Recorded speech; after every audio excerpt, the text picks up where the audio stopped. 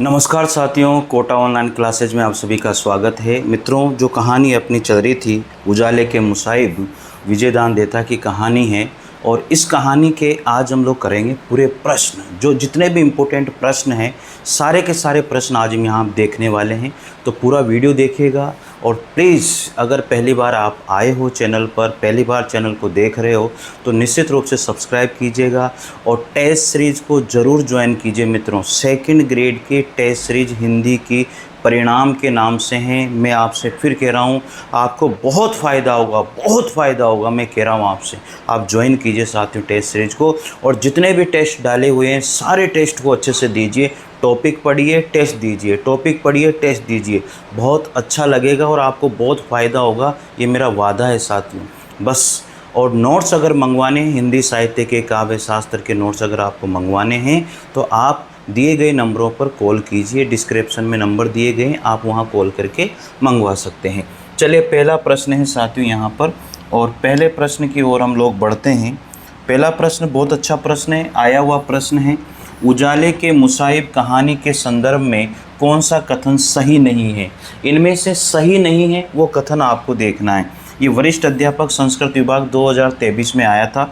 इस कहानी के लेखक विजयदान देथा बीजी के नाम से जाने जाते हैं, ये तो सही है। इसमें चकवा एक राजा की कहानी चकवे को सुनाता है, ये भी सही है। इसमें प्रकारांतर से एक राजा की मूर्खता का चित्रण किया गया है। अंधेरा मिटाने का पहला उपाय दीवान ने सुझाया था, तो ये वाला दीवान ने अंधेरा मिटाने का पहला उपाय दीवान ने नहीं सुझाया, वो राजा के द्वारा ही बताया गया था। तो ये द ऑप्शन इसका क्या हो जाएगा? राइट हो जाएगा साथियों। तो इस तरह से आप लोगों ने पढ़ा भी है, कोई समस्या आपको आएगी नहीं मेरे हिसाब से इसमें। चलिए, पहले क्वेश्चन के बाद में हम लोग बढ़ते हैं दूसरे क्वेश्चन की ओर। दूसरा क्वेश्चन भी बहुत इंपॉर्टेंट क्वेश्चन है और इसे भी हमें करना है। देखो, उजाले के मुसाहिब कहानी का मूल कथ्य क्या है? देखो, ये एक एक जो क्वेश्चन है ना, वो एक सोने के और हीरे की तरह है, ये मान के चलो आप। वीआईपी प्रश्न हैं, इन सभी प्रश्नों को अच्छे से देख लेना। देखो, मैंने आपको पहले पूरा का पूरा विजयदान देथा के बारे में बताया, फिर पूरा उस कहानी के मूल जो कथन हैं, कथ्य हैं, वो बताए। उसके बाद में मूल कहानी को पूरा पढ़ के सुनाया। उसके बाद में उस कहानी के मैं आपको क्वेश्चन करवा रहा हूँ। इससे बेस्ट क्लास कुछ भी नहीं हो सकती मेरे मित्रों। यहाँ पर कोई पोता पोती नहीं है, मैं आपको सही बता रहा हूँ। मैं हमेशा चाहता हूँ कि स्टूडेंट के पास अच्छे से अच्छा कंटेंट जाए, ये मेरी हमेशा आदत होती है। आपको भी लग रहा होगा साथियों, ज़रूर कमेंट करना अगर आपको लगता है कि वाकई में सर मेहनत करते हैं और मेहनत कर रहे हैं, तो निश्चित रूप से आप लोग जुड़िए और निश्चित रूप से चैनल को सब्सक्राइब कीजिए साथियों। मैं फिर कह रहा हूँ आपसे, आपको बहुत फ़ायदा होगा, आपकी मंजिल तक मैं पहुँचाऊँगा। सेकंड ग्रेड पूरी हम यहाँ करेंगे, थर्ड ग्रेड हम यहाँ करेंगे, आने वाले जितने भी एग्ज़ाम हम यहाँ करेंगे साथियों। चलिए, उजाले के मुसाहिब कहानी का मूल कथ्य क्या है? तो देखो, सामंतों की चाटुकारिता पर व्यंग्य किया गया है, बिल्कुल सही बात है। राजा द्वारा प्रजा के शोषण पर व्यंग्य है, ये तो है ही नहीं। राजा की अयोग्यता का चित्रण है। इसके बाद में सामंती जीवन में भ्रष्टाचार का चित्रण यहाँ पर किया गया है। तो साथियों, हमने पूरी कहानी में ये देखा है कि सामंतों के चाटुकारिता पर बहुत बड़ा व्यंग्य यहाँ पर किया गया है। यही बात सबसे इम्पोर्टेंट इसमें देखने को हमें मिलती है। अगला प्रश्न आता है साथियों, यहाँ पर तीसरा प्रश्न है, उजाले के मुसाहिब कहानी उजाले से व्यंजित नहीं है। उजाले से व्यंजित नहीं है, सहायक प्रोफेसर में आया हुआ क्वेश्चन है साथियों। स्वर्ग का प्रत्यक्ष रूप, अंतस की अकलुष स्थिति, पर ब्रह्मा की अनुभूति, पानी की भांति उलीचना। तो साथियों, यहाँ पर जो है ना, ये बात उजाले के मुसाहिब कहानी में उजाले की जो बात आई है ना, उसको पानी की भांति उलेचने वाली बात आई है। हमने सबसे पहले यही बात करी है कि पानी की भांति उसमें उलेचने वाली बात सबसे पहले बात करी गई थी, तो ये इसमें इम्पोर्टेंट हो जाती है साथियों। चले आगे बढ़ते हैं अब इसी क्रम में। उजाले के मुसाहिब, चौथे नंबर का प्रश्न आता है, उजाले के मुसाहिब कहानी में साधु संतों का गुरु और ज्ञानियों का सिरमौर किसे कहा गया है? तो यहाँ पर दीवान को, राजा को, या जैन तीर्थंकर को, या इनमें से कोई नहीं। तो साधु संतों का गुरु और ज्ञानियों का भंडार जैन तीर्थंकर को कहा गया है। अगला पांचवा है, विजयदान देथा के राजस्थानी भाषा के लेखन को किसने अनुदित किया था? तो उनके जो पुत्र थे कैलाश कबीर, उन्होंने इसको अनुदित किया था साथियों। तो ये चीज़ें तो आपको ध्यान रखनी है। मैंने सब बता दिया, एक भी क्वेश्चन ऐसा नहीं है जिसको मैंने, जिस फॉर्मेट को मैंने नहीं बताया हो आपको। छठा प्रश्न आता है विजयदान। छठा प्रश्न है, देखो, उजाले के मुसाहिब कहानी के लेखक कौन है? ये तो सभी को पता है, विजयदान देथा है। अगला है विजयदान देथा प्रसिद्ध हैं कहानीकार के रूप में, बीजी के रूप में, लोक साहित्य के मर्मज्ञ के रूप में, सभी में प्रसिद्ध हैं वो। ठीक है, तो यहाँ पर द ऑप्शन इसका राइट हो जाएगा साथियों। ठीक है, आगे बढ़ते हैं अगले ऑप्शन की ओर। अगला प्रश्न है यहाँ पर 8वें नंबर का प्रश्न आता है। देखो 8वां नंबर है, विजयदान देथा की रचना बातारी फुलवारी कितने खंडों में प्रकाशित हुई थी? तो सबको पता है, ये मैंने बता दिया था स्टार्टिंग में ही, 14 खंडों में प्रकाशित हुई थी। बातारी फुलवारी का संकलन किसमें किया गया है? लोकोक्तियों का या लोकगीतों का या फिर लोक कथाओं का? तो साथियों ऑप्शन ये राइट हो जाएगा। किसमें किया है? लोक कथाओं पर आधारित ये कहानी रही हैं। ये हमें आसानी से पता, इस पाठ में हमने पढ़ा भी है और ये हमें पता भी है। ठीक है ना, तो ये याद रखना, बातारी फुलवारी का संकलन लोक कथाओं पर आधारित हमने किया है। ठीक है, चलिए अगले प्रश्न की ओर अब हम चलते हैं। अगला प्रश्न है 10वें नंबर का प्रश्न। अब 10वें नंबर का प्रश्न क्या कहता है? साथ दिख रहा होगा साथियों, अगर नहीं दिखे 360 पर वीडियो क्वालिटी करके देख लेना, क्योंकि क्वेश्चनों का मामला है, कहीं गलत नहीं पढ़ना है हम लोगों को। ठीक है ना, आगे देखो, उजाले के मुसाहिब किस शिल्प में रचित कहानी है? काव्य शिल्प में, आख्यान शिल्प में, या लोक कथा शिल्प में, या नाट्य शिल्प में? किस में रचित है? लोक कथा शिल्प में रचित कहानी है। 11 नंबर का प्रश्न है, उजाले के मुसाहिब कहानी किसने किसको सुनाई है? तो चकवा ने चकवी को ये कहानी सुनाई थी। तो यहाँ पर स ऑप्शन क्या हो जाएगा? राइट हो जाएगा। उजाले के मुसाहिब कहानी मूलतः किस प्रकार की कहानी है? मिथकीय, ये व्यंग्यात्मक कहानी, काल्पनिक या हास्य? तो साथियों ये मुझे तो व्यंग्यात्मक कहानी लगती है, आप बता देना कैसी है। ठीक है, अगला प्रश्न यहाँ पर आता है, सारे प्रश्न हम करने वाले हैं, एक भी प्रश्न ऐसा नहीं है जो आपके बाहर चला जाए, गारंटी से दे रहा हूँ मैं आप लोगों को। 13 नंबर का है, उजाले के मुसाहिब कहानी का मूल कथ्य क्या है? ये देखो, ये पहले भी ये प्रश्न आया था और यहाँ भी ये प्रश्न आया। सामंती जीवन में मुसाहिबों की गुलाम मानसिकता पर यहाँ पर व्यंग्य किया गया है। वहाँ थोड़ा अलग ऑप्शन था, यहाँ थोड़ा अलग ऑप्शन है। सीधा सीधा प्रश्न है, सामंती जीवन में मुसाहिबों की गुलाम मानसिकता पर व्यंग्य किया गया है साथियों। ठीक है, आगे राजा के 14 नंबर का, राजा के राज्य में कौन पधारे थे? तो राजा के राज्य में तीर्थंकर पधारे थे साहब, सबको पता है। तीर्थंकर ने राजा से राज्य में क्या हटाने के लिए कहा था? तो साहब अंधकार को हटाने की बात यहाँ पर कही गई थी, यही कही गई थी, अंधकार को हटाने के बाद। तो 16 नंबर का प्रश्न आता है, राजा ने अंधेरा हटाने के लिए निम्न में से कौन सा उपाय नहीं किया था? अब ये तो उपाय तो सारे आपको पता होना चाहिए भाई। तो निम्न में से कौन सा उपाय नहीं किया था? अंधेरा पोतने का किया था, अंधेरा उलीचने का भी किया था, अंधेरे पर प्रहार करना, अंधेरे को जलाने का। तो साथियों अंधेरे पर प्रहार करने का कोई उपाय उसने नहीं किया, तो सब ऑप्शन राइट हो जाएगा। 17 नंबर का है, पानी तो उलीच कर तहखाने से बाहर उछाल दिया, मगर अंधेरे को कहाँ उछालेंगे? ये तो चारों दिशाओं में छाया रहता है। ये कथन किसका है? ये कथन एक उनमें से 9 रत्नों में से एक रत्न ने कहा था। अगला नंबर का प्रश्न आता है यहाँ पर 80 नंबर का प्रश्न है साथियों। 18 नंबर का प्रश्न क्या कहता है? बहुत तगड़े प्रश्न है यार, बहुत तगड़े प्रश्न है। आपका कमेंट मेरे पास आना चाहिए कि आप बहुत मेहनत कर रहे हो सर, मुझे बहुत हिम्मत मिलती है, सही बता रहा हूँ। बहुत सारे साथियों ने मेरे साथ जुड़ कर के मेरे ऊपर विश्वास दिखाया है, ये मुझे बहुत अच्छा लगता है साथियों। और आप भी जुड़िए, मैं फिर कह रहा हूँ आपसे, फ़ायदा होगा। देखो बड़े लोगों के जो नाम होते हैं ना, वहाँ सब जाते हैं। एक बार उन जो क्लासेज के लिए, जो एकदम आपके लिए काम कर रहे हैं, उन लोगों को भी थोड़ा बहुत देखिए, आप लोगों को वो बहुत बहुत बहुत फ़ायदा देते हैं, जो हम जैसे छोटे लोग साथियों।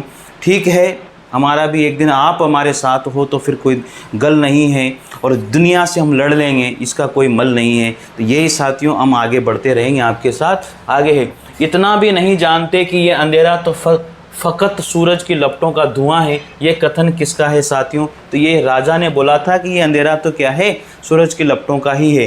पंडितों ने 19 नंबर, पंडितों ने राजा से कहाँ घोंसले खुदवाने को कहा था? तो तालाब में घोंसले खुदवाने के लिए बात कही थी। ठीक है, सबको पता है। 20वां, पंडितों ने राजा को उन्हें क्या दान करने के लिए कहा था? सोने का सांड दान करने की बात कही थी। पंडितों ने राजा को क्या दान करने के लिए कहा था? सोने का सांड दान करने के लिए कही थी। अंधेरा मिटाने के लिए प्रथम उपाय किसने बताया था? तो अंधेरा मिटाने के लिए जो प्रथम उपाय बताया गया था साथियों, वो किसने बताया था? राजा ने ही बताया था। याद रखना, ये ऐसे प्रश्न पूछे जाएंगे। एक भी ऐसा प्रश्न जो आपके माइंड में चलता हो ना, वो सारे प्रश्न यहाँ पर मैं आपको बताऊंगा कि ये रहे वो सारे प्रश्न आपके माइंड में। अगर यार ऐसा प्रश्न नहीं आया, गारंटी मेरी, अगर वैसा प्रश्न नहीं आ जाए आपके सामने, तो ये मैं हमेशा आपको चैलेंज करता हूँ इस बात के लिए। देखिए साथियों, ठीक है, और मैं बार बार इसलिए कहता हूँ टेस्ट सीरीज की, कि आप कहीं उस फायदे से नहीं चूक जाएं। मैं फिर कह रहा हूँ, अरे 10 टेस्ट के लोग 1500 रुपये ले रहे हैं, आप कुछ सोचिए, और लोग उनको कर रहे हैं, उनको टेस्ट सीरीज ले रहे हैं। लेकिन हम लोग अगर 200-250 रुपये में अगर टेस्ट सीरीज देते हैं ना, लोग पता नहीं क्यों विश्वास नहीं करते। मेरे समझ में नहीं आता ये बात साथियों। मैं दिल से कह रहा हूँ कि आपको वो 1500 रुपये की टेस्ट सीरीज, आपको मैं कह रहा हूँ कि यहाँ पर आपको 15,000 रुपये से भी ज़्यादा का फ़ायदा होने वाला है आपकी ज़िंदगी में। यहाँ से मैं कह रहा हूँ बहुत फ़ायदा होगा। एक बार जुड़िएगा, यहाँ पर कोई फेंकने वाली बात मैं नहीं करता हूँ साथियों, विश्वास के साथ करता हूँ। शायद आपको मेरी बातों से, मेरे नेचर से भी इस बात लगती होगी। चलिए, ऐसा मेरा नेचर है ही नहीं कि मैं हमेशा गुमराह करूं या किसी स्टूडेंट को गुमराह करूं, मैं फ़ायदा उठाऊं, ऐसा कोई नेचर मेरा नहीं है साथियों। चलिए आगे बात करते हैं। 22 नंबर का प्रश्न है। 22 नंबर का प्रश्न क्या कहता है?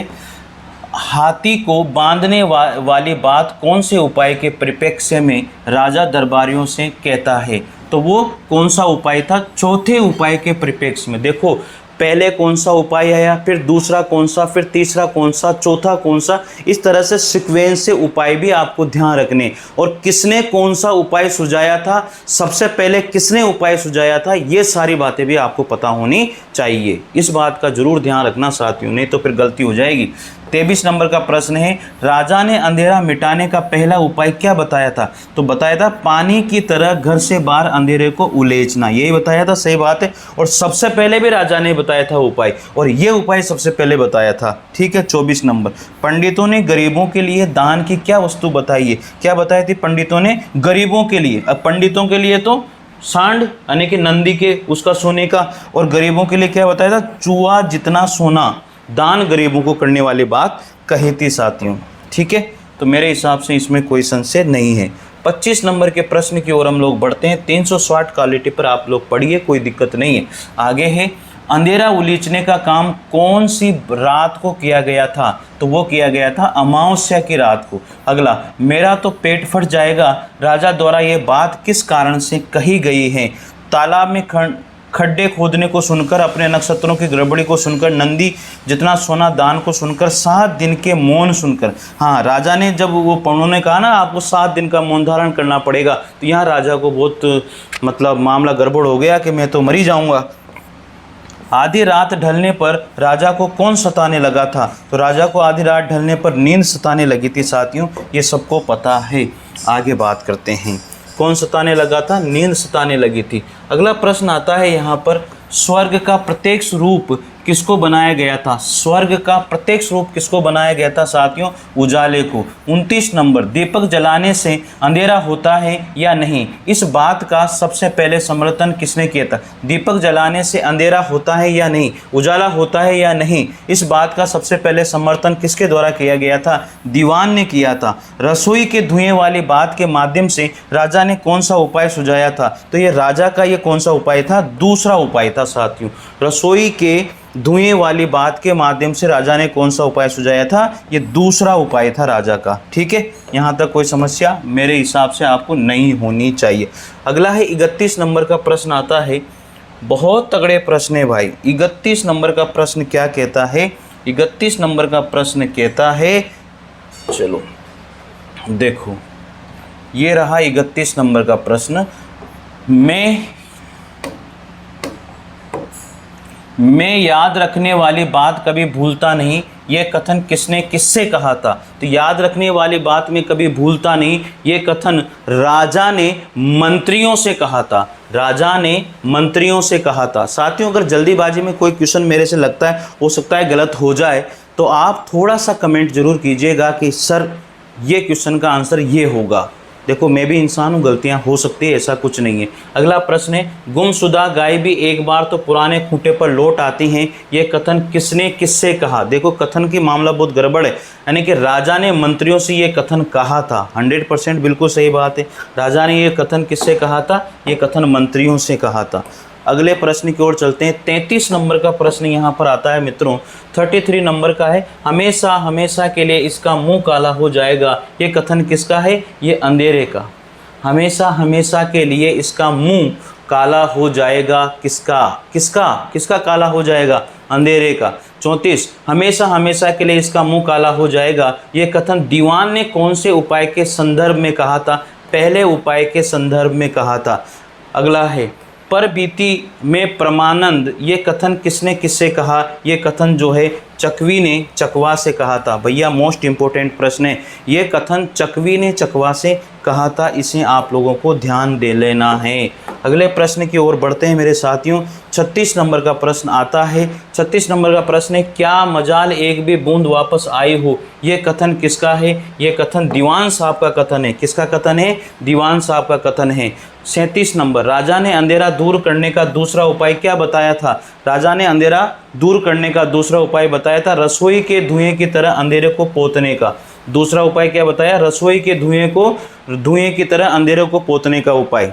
अगला प्रश्न, आगे बढ़े, अगले प्रश्न की ओर आगे बढ़ते हैं मेरे साथियों। 38 नंबर का प्रश्न है, और 38 नंबर का प्रश्न क्या कहता है, राज्य के सारे लोग किसके झूठ को सच और रात को दिन मानने के लिए विवश होते थे, हमेशा राजा की बात को।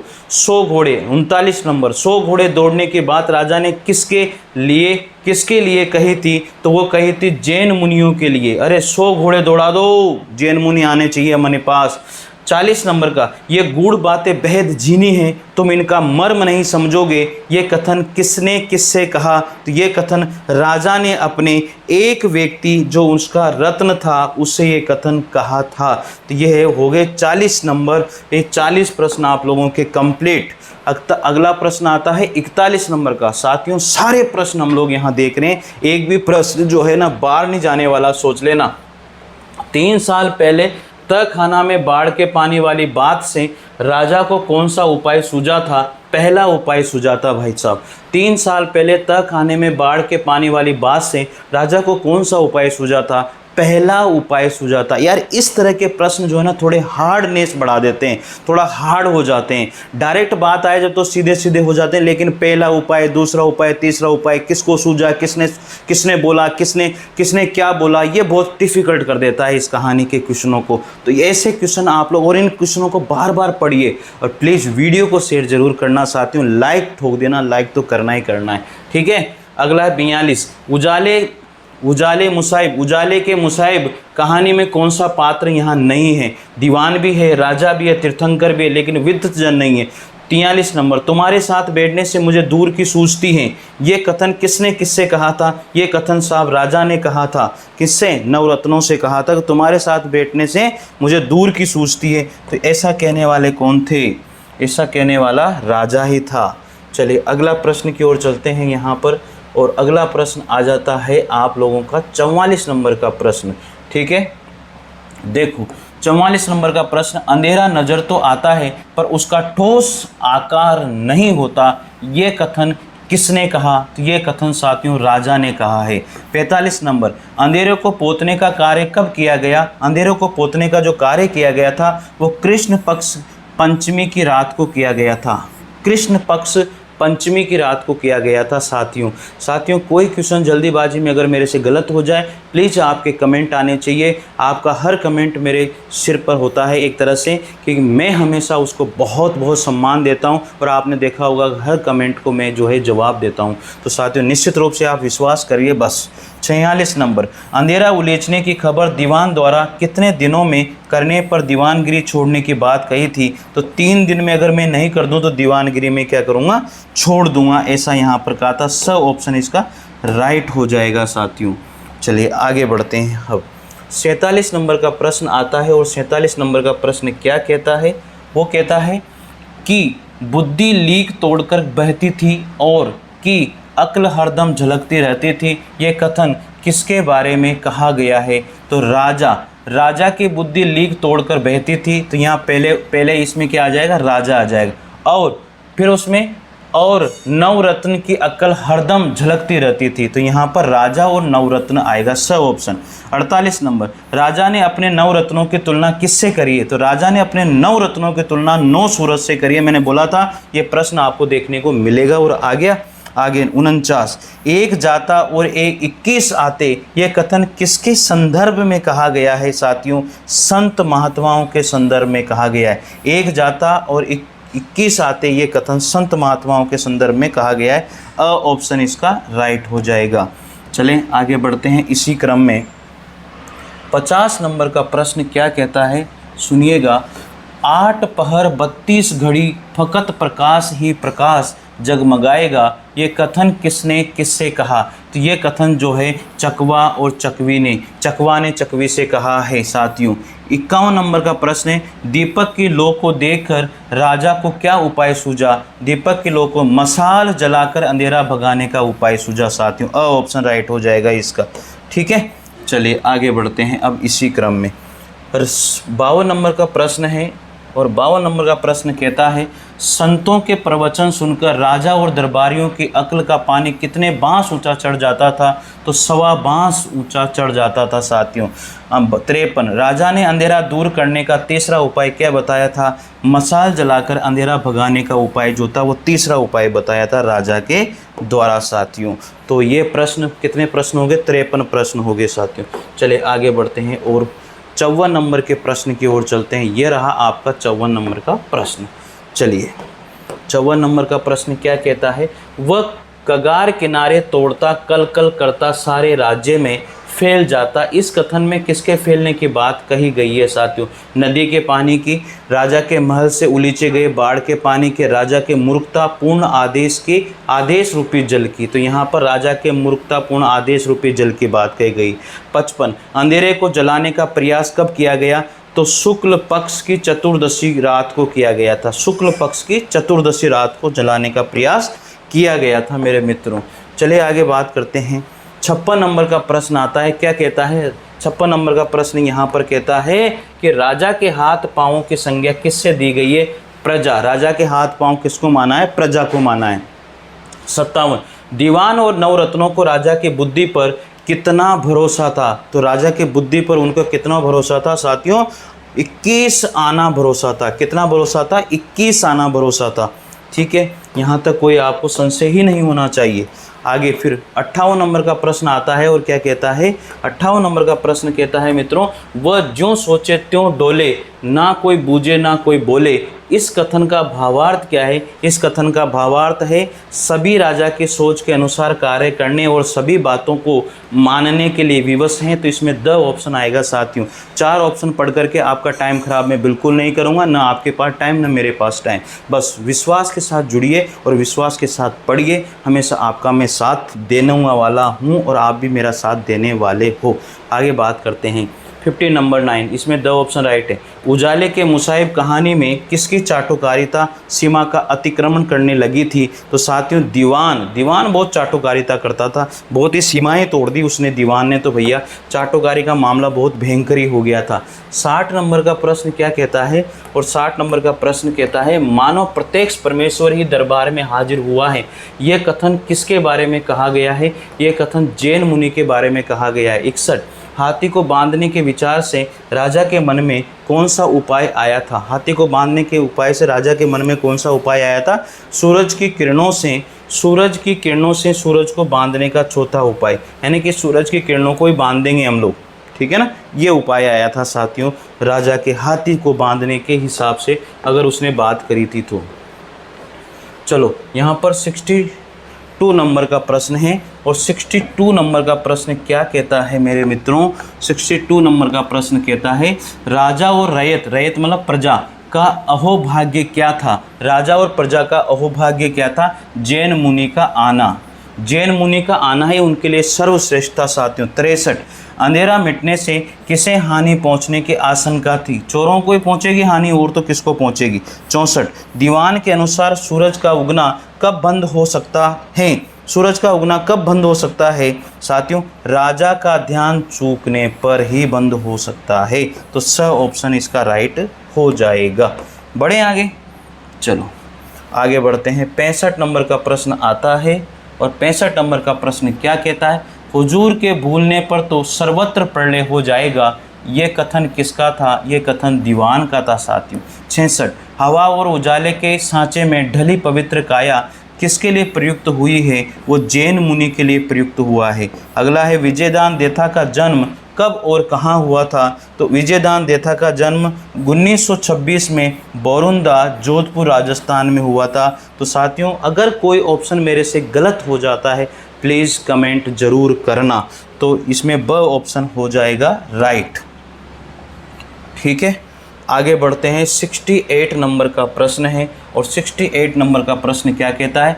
काले बहरे अंधियारे को मिटाकर तुम्हें संपूर्ण उजियारा जगमगाना है, इस कथन में अंधियारे का प्रतीक क्या माना गया है? राज्य में फैली अज्ञानता की बात, राज्य में फैली अज्ञानता की बात को माना गया है कि भाई जो अंधियारा मिटाने का मतलब ये है कि राज्य में जो अज्ञानता फैली हुई है उसे मिटाना है। वेरी वेरी इंपॉर्टेंट क्वेश्चन है 68 नंबर का, ये वीआईपी प्रश्न है भाई साहब। ठीक है। 69 विजयदान देथा को निम्न में से किस उपनाम से जाना जाता था? राजस्थान का शेक्सपियर, राजस्थानी भाषा का भारतेंदु, जोधपुर का कालिदास और बीजी। यहाँ पर साथियों किस नाम से नहीं जाना जाता था? देखो मैंने पढ़ने में मैंने भी गड़बड़ करी ना, नहीं शब्द को पढ़ो। तो राजस्थान का कालिदास उन्हें नहीं कहते थे, बाकी ये भी कहते थे, ये भी कहते थे, ये भी, लेकिन इसमें स ऑप्शन होगा क्योंकि कालिदास उनको नहीं कहा गया। ठीक है, बहुत तगड़े प्रश्न है भाई साहब। अगला प्रश्न है 70 नंबर का प्रश्न क्या कहता है? उजाले के मुसाहिब कहानी कब पूर्ण हुई थी? तो 1 मार्च 1998 को रविवार के दिन उजाले के मुसाहिब कहानी क्या हुई थी? पूर्ण हुई थी साथियों। तो उजाले के मुसाहिब कहानी कब पूर्ण हुई थी? रविवार के दिन पूर्ण हुई थी, 1 मार्च 1998 को। अगला प्रश्न आता है 71 नंबर का प्रश्न है, बहुत इंपॉर्टेंट प्रश्न है भैया। 71 नंबर का प्रश्न क्या कहता है? निम्नलिखित में से कौन सा कथन जैन मुनि का नहीं है? तो निम्नलिखित में से कौन सा कथन यहाँ पर है? केवल चिरंतन प्रकाश से ही मनुष्य जीवन में सार्थक होगा, अंधियारे में आंधी सूझती है, अंधियारे में जिना निपट अकारत है, सम्यक उजाले में मरना श्रेष्ठ करे, अधिक रामायण बाँचने में कोई सार नहीं है, इस बखान के बहाने तुम्हें सूरज की दिव्य किरण सौंप रहा हूँ। तो यहाँ पर ये ऑप्शन उसका नहीं है साथियों। अगला प्रश्न आता है, बहुत अच्छे प्रश्न है यार, मज़ा आ गया इन प्रश्नों को पढ़ के। तो भाई आप लोग भी पढ़िए। ठीक है, अगला प्रश्न है 72 नंबर का प्रश्न, बहुत इंपॉर्टेंट है। जैन मुनि ने समस्त लोगों को क्या संदेश दिया था? उन्हें कहा था कि अंधेरे को मिटाकर प्रकाश करने का। अरे अज्ञानता को मिटाओ, अज्ञानता को मिटाओ भाई और ज्ञान की ज्योति जगाओ।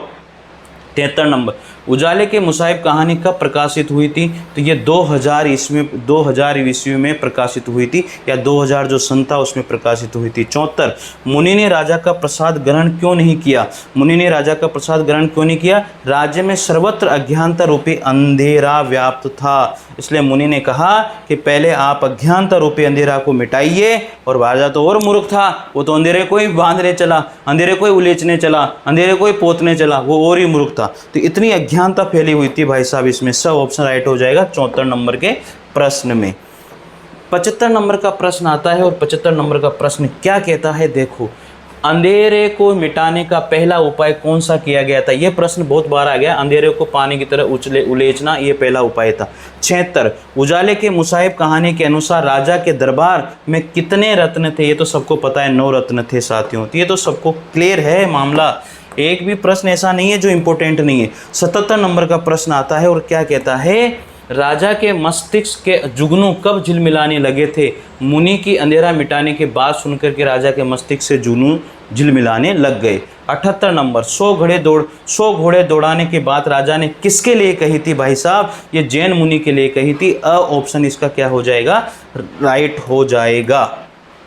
ठीक है, इसके बाद में चलिए 79 नंबर का प्रश्न है और 79 नंबर का प्रश्न क्या कहता है? अंधेरा मिटाने का सही क्रम का विकल्प कौन सा था? तो देखो, सबसे पहले राजा ने, ये प्रश्न याद कर लेना, सारे आपको राइट याद हो जाएंगे, बहुत इंपॉर्टेंट प्रश्न है ये। ठीक है, अंधेरा मिटाने का सही क्रम का विकल्प क्या था? तो सबसे पहले राजा ने क्या किया था?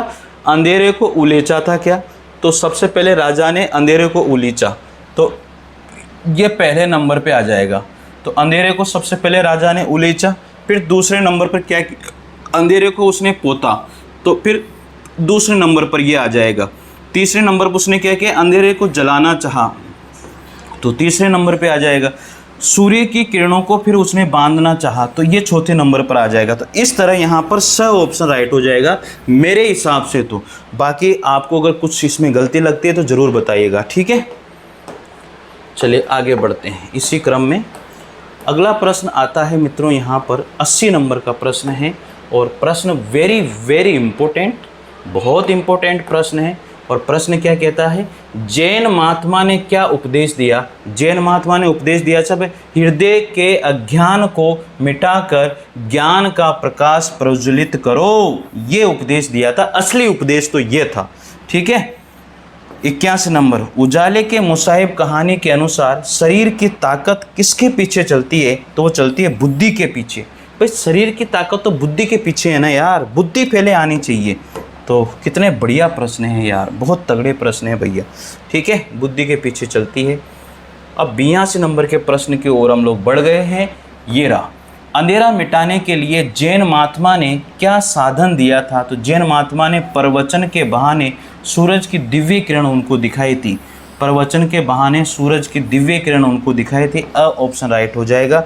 रैयत का अर्थ क्या होता है। रैयत का अर्थ साथियों प्रजा होता है। 83 नंबर का प्रश्न है। तो मित्रों ये हमने उजाले के मुसाहिब विजयदान देथा की कहानी, जो एक व्यंग्यात्मक कहानी रही है, चकवा और चकवी के द्वारा बताई गई है। सामंती व्यवस्था पर चाटुकारिता की बात को यहाँ पर समझाया गया है। इस कहानी में 4 हमें बताए गए हैं उपाय, जैन मुनियों के अलग अलग उपाय हमें यहाँ पर बताए गए।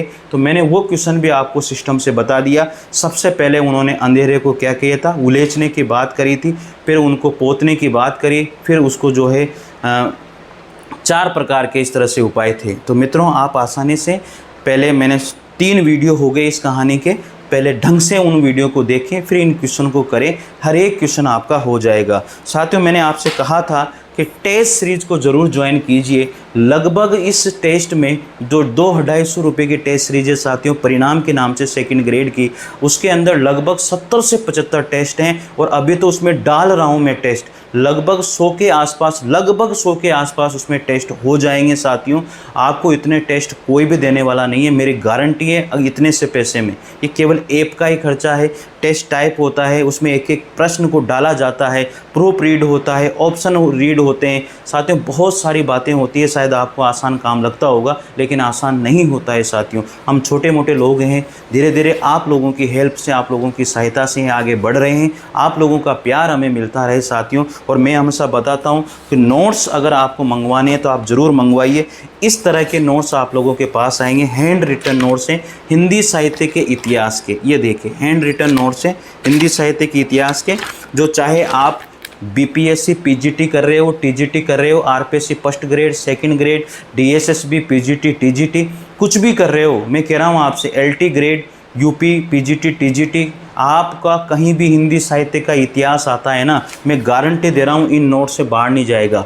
हिंदी साहित्य का 2 रजिस्टर आपके पास आएंगे, और इनकी जो रेट है साथियों 650 है, डाक खर्च इसी के अंदर है। बहुत प्यारे नोट्स हैं, आपको खुद को लगेगा कि यार सर ने बहुत ही कम ही लिया है। दूसरी बात मैं आप लोगों को बता रहा हूँ, ये ब्रह्मास्त्र नोट्स हैं, इसमें हिंदी साहित्य और काव्य शास्त्र को ऑब्जेक्टिव नहीं, ये लिखा गया है 1 लाइनर में, 1 लाइनर नोट्स हैं, आपको बहुत प्यारे लगेंगे, मज़ा आ जाएगा आपको ये देखिए। तो इस तरह से आप इसको भी मंगवा सकते हैं। दूसरी बात मैंने आपको बताया था कि प्रश्न बैंक मैंने बनाए हैं। प्रश्न बैंक ये टॉपिक वाइज हैं, आप इनको मंगवाइए। ये भी हिंदी साहित्य का इतिहास और काव्य शास्त्र के टॉपिक वाइज क्वेश्चन हैं इसके अंदर, तो ये भी ज़बरदस्त हैं साथियों। 100% मैं आपको बार बार इसलिए उत्साहित प्रोत्साहित करता हूं कि कहीं आप जो है उस लाभ की पंक्ति में खड़े हो और आपको वो नहीं मिले, ऐसा नहीं होना चाहिए। तो आरपीएससी सेकंड ग्रेड करने वाले, तैयारी करने वाले, अभी भी बहुत सारा टाइम है आपके पास। मैं कह रहा हूँ इस बात के लिए आप पढ़िए, मेरे साथ पढ़िए और जुड़िए, और टेस्ट सीरीज़ को जरूर ज्वाइन कीजिए साथियों। बहुत लोगों ने बहुत प्यार दिया कोटा ऑनलाइन क्लासेस को, और मैं खड़ा हूँ आपके साथ आपका कोर्स पूरा कराने के लिए, मेरी जिम्मेदारी है। चलिए अगला जो वीडियो होगा वो काव्य शास्त्र का होगा। हम लोग शब्द शक्ति या कुछ और टॉपिक लेकर के आऊँगा साथियों। अब अगली जो बात है, कहानियाँ आज हमारी यहाँ पर समाप्त होती है। अगला टॉपिक हम लेते हैं यहाँ पर रचनाओं से। धन्यवाद आप सभी का, और आप लोगों का प्यार इसी तरह बना रहे, और मिलेंगे अगले वीडियो के साथ। नोट्स मंगवाने ही नंबर डिस्क्रिप्शन में दिया हुआ है। ऐप डाउनलोड करके टेस्ट सीरीज ज्वाइन करने के लिए भी लिंक दिया हुआ है। धन्यवाद साथियों।